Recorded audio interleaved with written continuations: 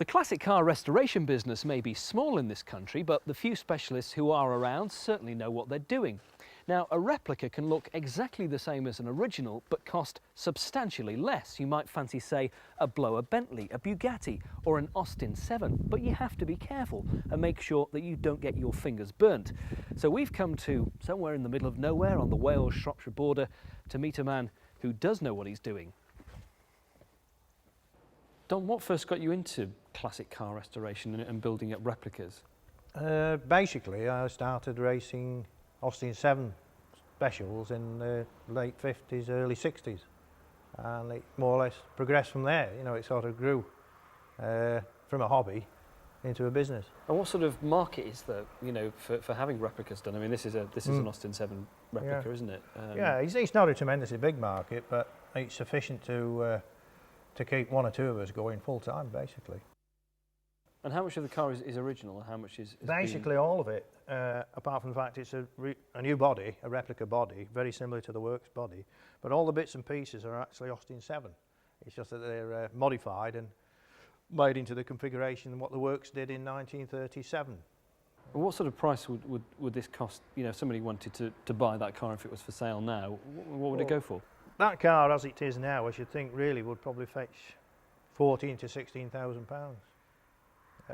And it would cost you something like that to build it, basically.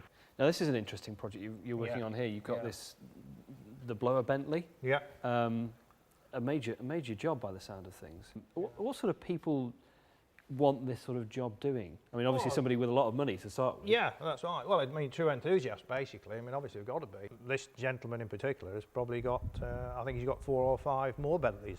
So it's going to cost him somewhere in the region of about £200,000 for a replica version. I mean, if it was a completely original one, we'd be looking at £2 million or so, mega money. So he's getting it on the cheap. Yeah, in some ways, yeah. But I mean, people know they are replicas, but in actual fact, the majority of the car is original. So, although it is actually a replica, it's using all the most of the original parts, you see. So you've taken things like the supercharger and you've had that. That is a replica, but it's an exact copy of the original part. You know. Presumably, you wouldn't be able to get an original one now. Is that the case? Or? You may do, but it would be worn out anyway. So you'd have to completely restore it. Moving on to this behind us now. This is a Bugatti?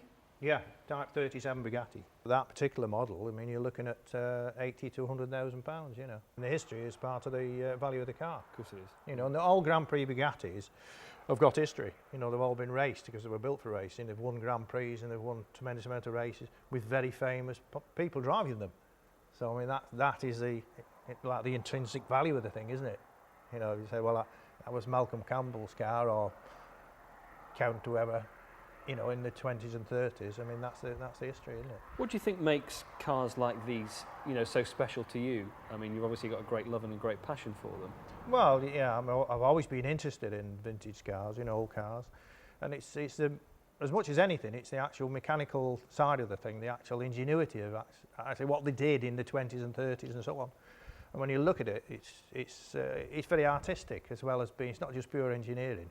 And if you look at Bugatti, it's an artistic thing, isn't it? It's a thing of beauty, really. What do these cars actually like to drive, well, either on the racetrack or out on the road, the ones that are road legal? I mean, how do they sort of compare to modern day cars? Completely different, I suppose. Yeah, entirely different. I mean, a thing like a Bentley is like really, well, to be rude, they used to call them the fastest lorry in the world. Which it is. It's big and it's heavy to drive on the whole, whereas a Bugatti is more like a thoroughbred. It's more of a lightweight type of thoroughbred horse. So, although some of the replicas here, like the Bentleys and Bugattis, may cost a lot of money, an Austin 7 like this might be a good way to start. It'll cost you around £12,000 to £14,000 for a good one. So, if you're looking for a hobby that's way more interesting than fishing, classic car racing in a replica might be what you're looking for in life.